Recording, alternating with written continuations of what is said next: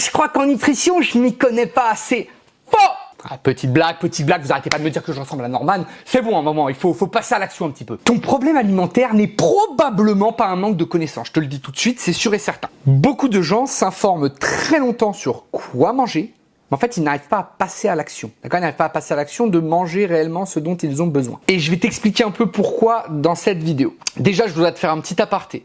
Si tu te reconnais dans ce que je vais dire dans la vidéo et que tu veux en discuter pour enfin passer à l'action et progresser, eh ben, tu as le lien juste en dessous qui te permet de prendre ton appel avec moi, bilan, où on fait le point sur ta situation et on voit comment on peut avancer. Donc si c'est quelque chose qui te parle, tu peux le faire tout de suite. Et deuxième truc, si tu veux des infos justement fiables et que tu te dis mais comment faire, comment je peux pendant la prochaine semaine par exemple m'engager à passer à l'action, et ben tu vas cliquer sur le lien en bio sur mon challenge 7 jours totalement offert. Voilà, aparté terminé. Le cerveau privilégie toujours les récompenses immédiates. Intègre bien cette phrase. Il va privilégier non seulement les récompenses immédiates, mais les habitudes qui sont déjà installées avec ces récompenses. Exemple, tu manges une glace à la fin de chaque repas. Est-ce que c'est grave pour ta diète? Non. Par contre, si c'est pas contrôlé, ça peut être chiant, mais ton cerveau, il associe ça à la fin du repas, c'est la petite récompense, on a bien mangé, voilà, ça fait plaisir.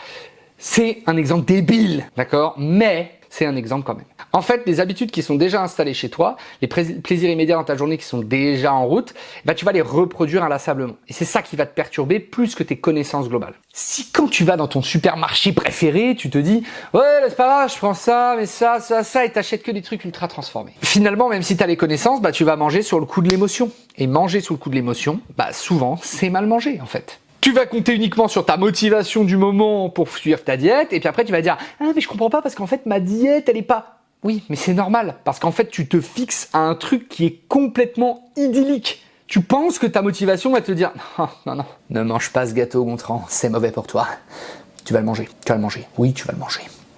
Parce que si tu penses que tu vas pas manger ce gâteau parce que dans ta tête t'es un zinzin et t'es trop fort, tu mens, tu étais un bobardeur, tu mens, arrête, c'est faux, y a pas la motivation, y a rien, y a pas, tu vas le manger le gâteau, il va être devant toi, tu vas le manger, parce que tu l'auras acheté, voilà, c'est ça ton problème. En fait, il faut que tu construises des habitudes qui t'obligent à faire les bonnes actions.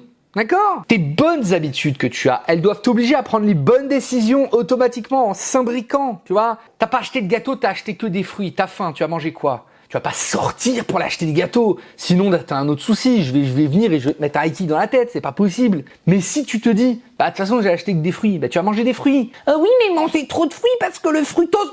Boum! Tu arrêtes avec ces conneries, d'accord? Manger des gâteaux industriels toute la journée, ok? C'est beaucoup de la grosse merde. Voilà, j'ai voulu insister sur le beaucoup.